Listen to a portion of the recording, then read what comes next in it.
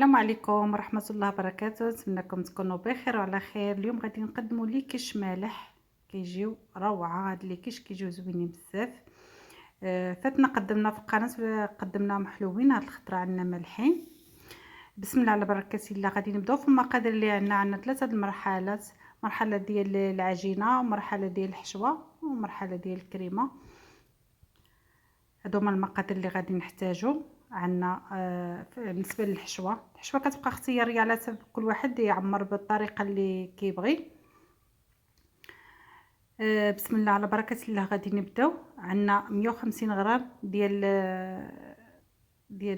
الحوت ديال الصومو، وعندنا 50 غرام ديال الشامبينيون، عندنا بصله مشلضه، عندنا يبزر معلقه صغيره ديال اليبزر، عندنا ملح، عندنا 200 غرام ديال الجبن. هادو بالنسبه للحشوه. بالنسبه للعجينه غادي نحتاجو 600 غرام ديال الدقيق، 300 غرام ديال الزبده، عندنا 2 اصفر بيض.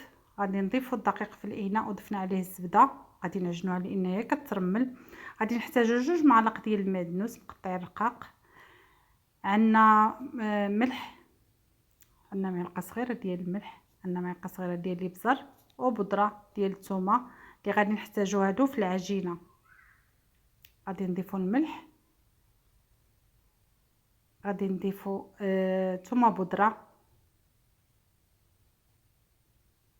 وغنحتاجو 2 اصفر البيض.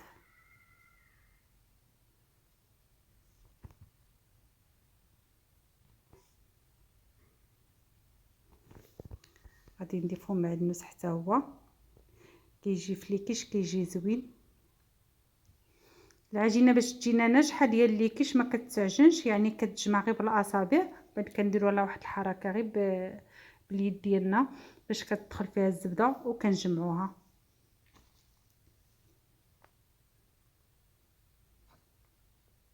ضفنا 2 اصفار بيض، والبيض غادي نحتاجوه على حسب الكريمه، خليناه جانبا.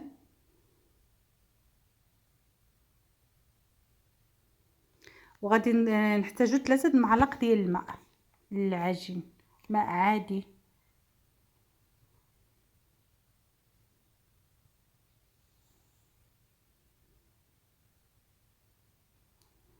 صافي غادي نجمعوها دابا شي شويه، غنزيدوا لها داك 3 معالق الماء، ومن بعد غادي نجمعوها وغادي نلويوها في السلوفان وغنديروها في الثلاجه ترتاح مزيان.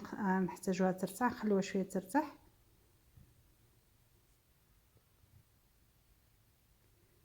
بهاد الطريقه شي شويه كنعملوا لها غير بهاد الطريقه باش كتجمع مع بعضها.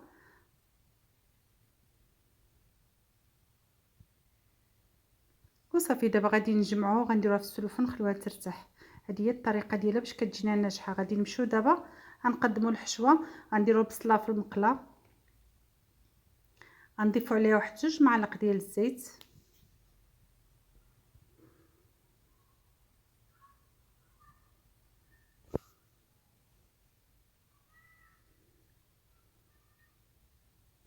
غادي نعملوا لها رشيشه ديال الملح،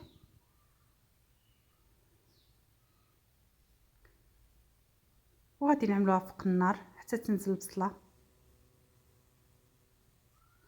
غادي نمشيو نقطعوا داك الصومو ديالنا اللي غادي نحتاجو حتى هو، وغادي نحتاجو عطريه مدخنه ونضيفوها حتى هي للحشوه.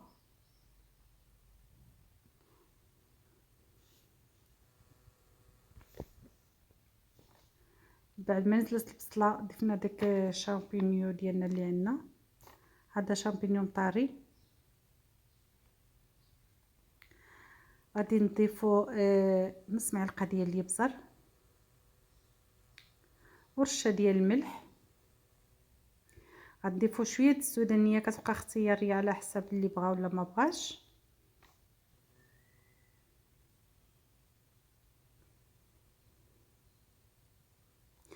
وصافي وغادي نحيدوها على النار وغادي نخلوها تبرد. هذه هي العجينه ديالنا بعد ما جبدناها من الثلاجه، خليناها ارتاحت واحد 10 دقائق في الثلاجه. دابا غادي نمشيو باش غادي نطلقوها، نديروا عليها واحد الميكه. بعد ما فرشنا كاع الطبخ غادي نخليوها نمشي نكملوا على الحشوه ديالنا. غادي نقادو دابا كريمه. عندنا علبه ديال الكريمه ديال الطهي، غادي نضيفوها كامله. ديك علبه ديال قشطه طريه، وغادي نضيفوا لها 2 ابيض البيض، ورشه ديال الملح، ورشيشه ديال الكوزه، ابزار. عندنا نص معلقه صغيره ديال خميره الحلويات، هذه هي اللي غنضيفوا لها الخليط. كنضربوهم مزيان مع بعضهم. ضفنا لها رشيشه ديال الملحه،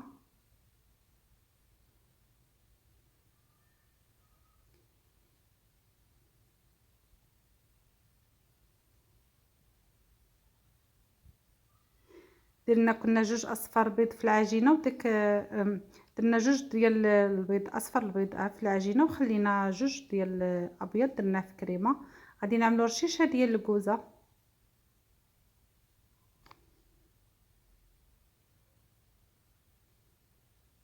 كنخلطوهم مزيان مع بعضهم باش ينسجم الخليط. ضفنا داك الرشيشه ديال الابزار،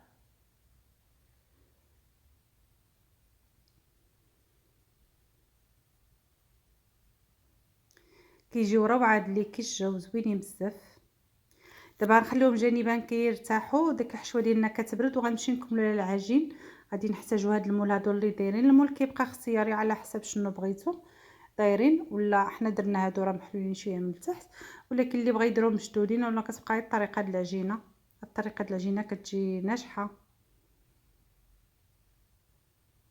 غادي نقطعوهم عاد نقدر نصاوبوا الجوانب ديالهم.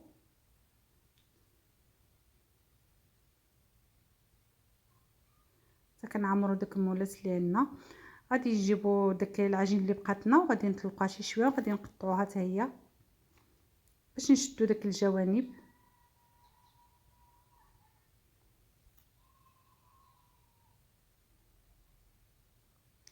بهذا الشكل هذا. كنحاولوا نثبتوها في الجوانب العجينه، كنثبتوها مزيان باش ما كطحناش في الفرن.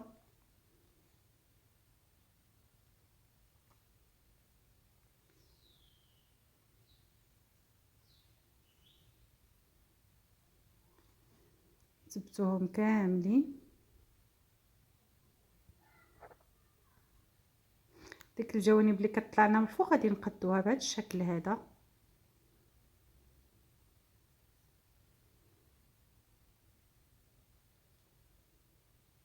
هذا هو الشكل ديالها كي كتجي مثبته على المول مزيان.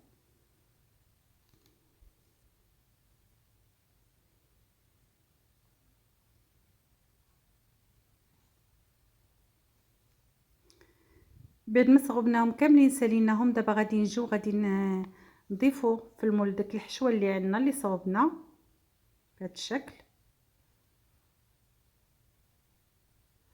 وغادي نزيدو عليها داك الصومو ديالنا حتى هو.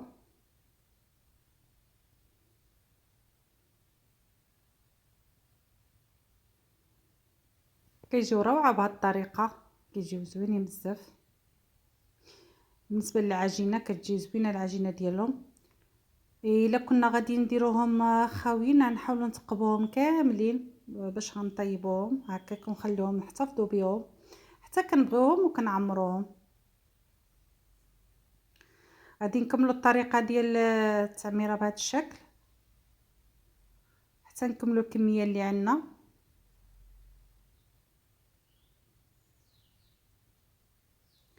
بعد ما درنا الصينيه اللي غتدخل الفرن، غادي نديروا درجه الحراره على 150 ونخليهم واحد 15 دقيقه كيطيبوا على حسب كل واحد والفرن كي عنده درجه ديال الحراره، يعني غادي نكونوا مراقبينهم. كنعمروهم بهذه الطريقه هذه.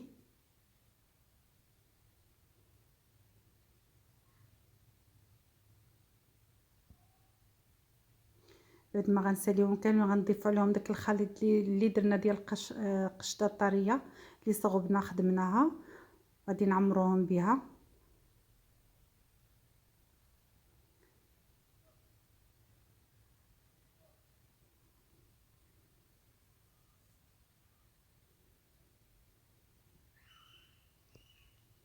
اللي بغى يضيف الجبن عادي يدير الكريمه، اما يدير الكريمه عادي يدير الجبن.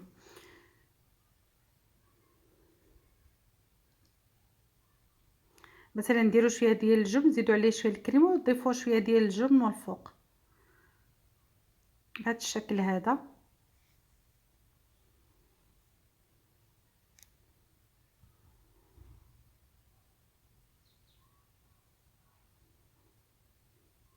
كنضيفو ديك الكريمه اللي صوبنا ونضيفو شويه ديال الجبن ثاني من الفوق بهذا الشكل هذا باش كيجيو عامرين.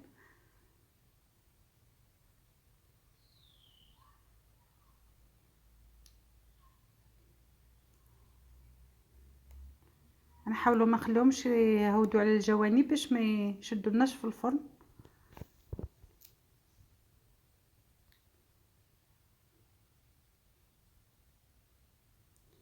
غادي نديرو هادو بلا جبن من التحت، غادي نجربو نديرو كريمه ونديرو الجبن من الفوق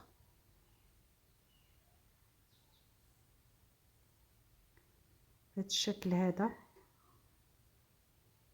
باش الكريمه تهبط دغيا دغيا. وندخلوهم الفران على درجه الحراره 150 ونخرجوهم. هذا من بعد ما وجدوا، هذا هو الشكل ديالهم النهائي. جاو روعه في المذاق ولا في الشكل. والسلام عليكم ورحمه الله وبركاته.